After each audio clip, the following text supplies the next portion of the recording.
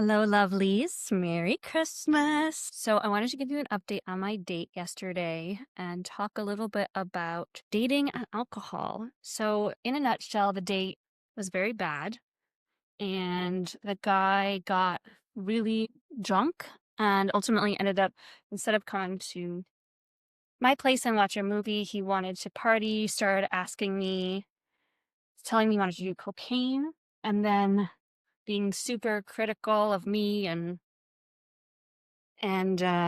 eventually I told him I wanted to go home, and he said he wanted to stay and party. So today it's been hard because I think my biggest challenge right now is I keep thinking about this and I can't get him out of my head. It's hard for me not to obsess about it, even though what I want to be doing is enjoying a lovely Christmas and not thinking about this guy. So first of all, I wanted to kind of acknowledge something for myself, which is that when I went out with him the other day, when we had a day date without alcohol, I felt really exhausted afterwards. And I was kind of being a little bit critical of myself that, thinking, okay, when you meet someone who's a good guy, you're supposed to be bored. And this is just me wanting excitement and romance and not, being open to dating a nice guy. But in fact, I think that my body was telling me that the way that this guy was talking to me was really kind of draining and that I needed to pay attention to my body. So I just wanted to appreciate and thank my body for giving me a good signal because I was feeling like I needed to challenge myself to not have that reaction. And that reaction had to do with my psychological trauma. Actually, the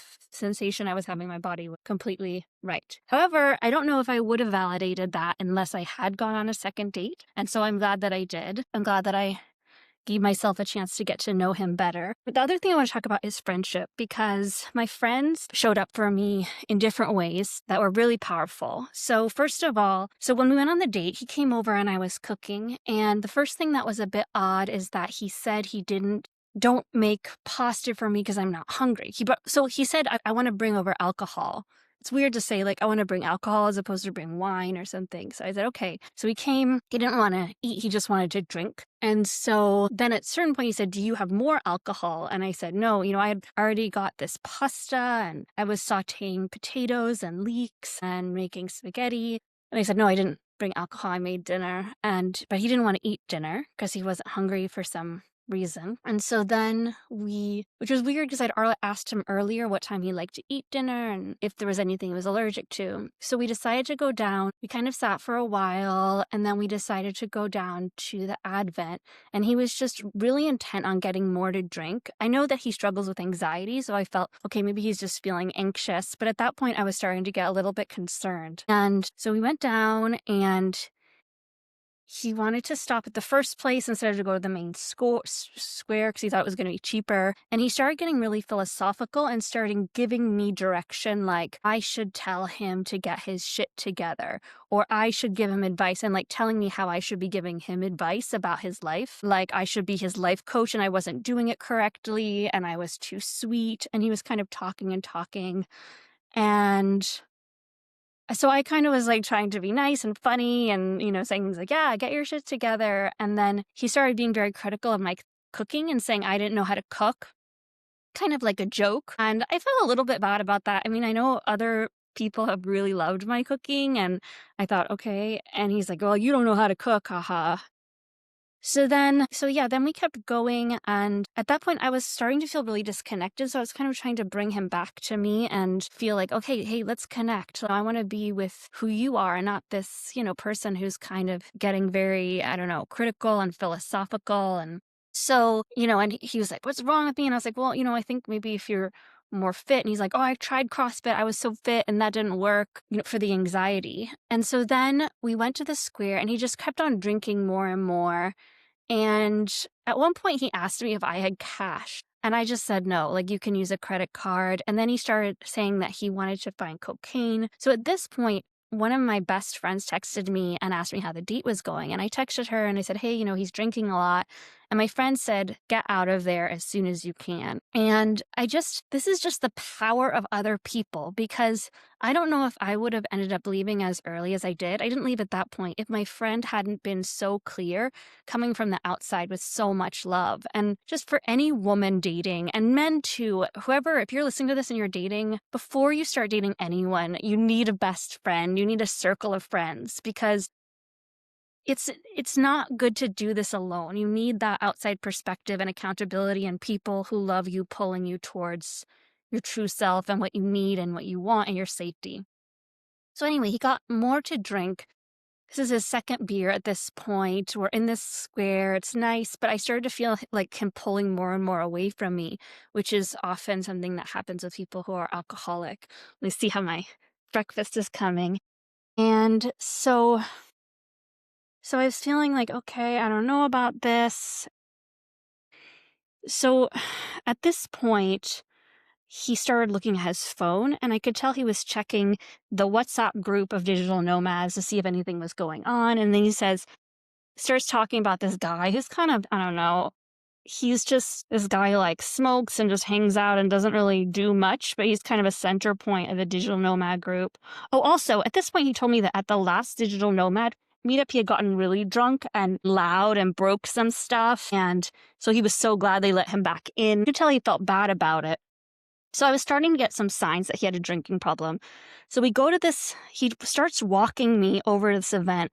And then I hear him say this really vulgar, like Croatian word. He starts talking in Croatian, and I know that the word means kind of bitch because someone already told me that word. And I said, hey, I know that word, because I was wondering, like, is he talking about me? And then he said, oh, he was complaining about how people were spending more money on alcohol. So I got to this event, and there were lots of people there that I knew. And this is the second time that a friend showed up for me. Friend in community. Friend I don't know that well, but I've met a couple times. So there's a connection there. So I have my bestie, and then I have my community friend, and she's just there, and I'm kind of reflecting what's going on with me. And then at a certain point, I feel like I don't want to be here. It's 10 at night. I don't want to be staying up all night. I wanted to watch a nice movie with this guy, and I don't want to be here, because I'm texting with my bestie too. And so I go over to him. At that point, he's just so disconnected. He's talking about how much he loves this kind of guy who's, I don't know, like some Uber driver, cocaine user, smoker. He's just with all these cocaine, druggy types. I don't do drugs. I mean, as you know, I have a glass of wine from now and then, and I'm not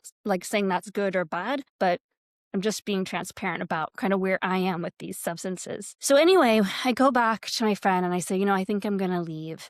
And she just looks at me with so much empathy, gives me a big hug. And that hug in that moment was just so great for me. And she said, I don't use drugs and whatever. And it was just, that's community. So if you're dating, surround yourself with community.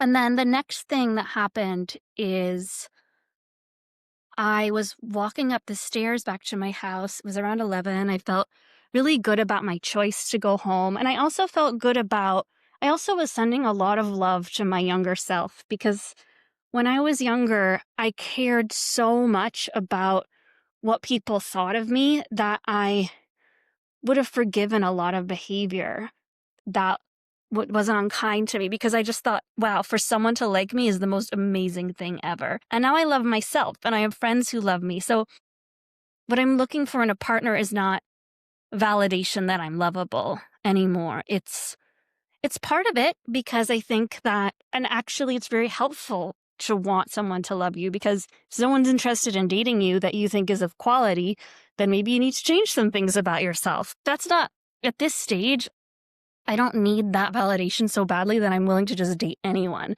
So actually with this guy, I'm learning that he has an alcohol problem and that he can't get it together enough for a date to just do what we said we were going to do, which is watch a movie. So I'm walking up the stairs. So I'm sending a lot of love to my younger self, who I know would have felt rejected, would have not understood why he was saying these things. I might even have felt like, wow, my cooking was really terrible. He's right. But instead, I just knew this is alcoholism, and you can't, because I dated an alcoholic for a really long time, I know that words cannot get through to them, especially if they're drinking. And so you don't even need to try. You just know all this moralizing, all of this criticism. It's just the alcohol. It has nothing to do with you. It's a chemical imbalance in the brain, period. That's all. So I felt wise about that. And he said some crazy stuff like alcohol is what we use for therapy in Croatia. And, just in any event, I was walking up the stairs. And then my third friend came in. And this is the larger circle of old close friends because I've known this young woman since she was 10 and I was her tutor. And she called me at the exact moment I needed. I mean, this is where magic comes in. I mean, how is it? This happened many times in my life where I've been and I wouldn't say I was particularly low, but it was a critical moment. And I was walking up the stairs and she just gave me a call. She just said, I was thinking about you and I called you. And she's a recovered alcoholic herself. So she understands the dynamic a lot. She's been to the AA and the Al Anon meetings. And by the way, if you do have someone in your life who is an alcoholic, I really suggest Al Anon. It's just a wonderful support group for friends and families of alcoholics. So she called me just at the right moment. And there again, I had another person. So I had these three women around me. The one I saw in person, part of my in-person community, my old long-term friend, and my bestie, all there with me through this process. So I got home, I went to bed, and today I took a walk, and I will say it's triggering. With my ex, I loved him so much, and I got so deep into this relationship. We'd been dating for 3 weeks when I knew right away that he was recovering, but I didn't know that he was still in it. I stayed with him for a whole year. I was really close to his son when I left. This son called me mom, and he has a great mom, but he also was with us half the week, and so he started calling me mommy of his own accord. And it was really hard to leave, and it was the right decision. But, I lost a child, I lost a love. I really thought, that was at a time where I felt it would have been easier to get married and have children at 39, and I really thought that's where this was going. And I stayed in it for a really, really long time, and I really thought I could change him. I just felt like all of my intelligence and magic and anything is possible that you set your mind to, even though in all these Al-Anon groups they were saying you can't change him, you can only change yourself. So it was triggering because it brought back, the sadness and the tragedy of all that loss. And this boy I loved, my ex that I loved, all the people I could have been dating at that time, and myself, and my decision not to nurture myself in the way I needed to by maybe dating someone who would have had kids with me at that point. So I kept thinking about this guy all day today, and I'm still thinking about him. And where I'm at with it is this. I feel like I met this guy and he was really kind, and I just wanted so much a kind guy that I didn't really go in enough with the other things like being financially successful, physically active, mentally strong. So exciting news. We're going to have a really famous matchmaker on the show, matchmaker Maria from Agape. And her story is like, basically she saw her husband at a bar and she just chose him. She's like smart, kind. She just went up to him and she selected that guy. And I think that often as women, we think we need to be the ones to be chosen. But I really think the dynamic is that the women who have a great husband, they choose the husband. They look around, they see the guy they want, and they choose him. And they're barely thinking at all about whether he likes her or not. They basically just assume he does. And if he's not in it to win it with her, then she can move on to someone else. And so that's more of the attitude that I want to take in my dating is I want to choose him. What to add? So it's Christmas. I'm so happy. I love my life. I love where I've chosen to live. I love sunny today. I walked on the beautiful trail. Gonna connect with my mom later. I have all these beautiful friends who are sending me messages. I feel so happy and full in my life. And with this guy, I did do a little research because I was thinking, you can just choose to just walk away and not talk to the person ever again.